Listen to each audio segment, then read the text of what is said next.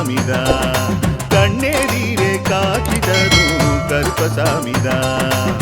புளியரை நீங்க வாங்க சந்ததி தழைக்கும், புண்ணியத்தை வாங்கிட்டு போங்க நிம்மதி பிறக்கும்.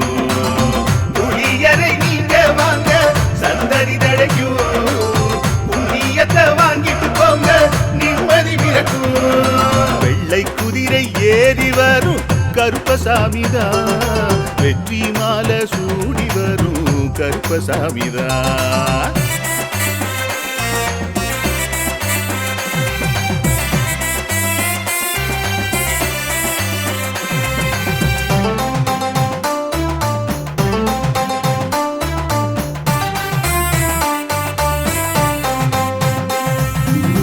ராமரோட பரம்பரை தானே புளியரை கருப்பசாமி.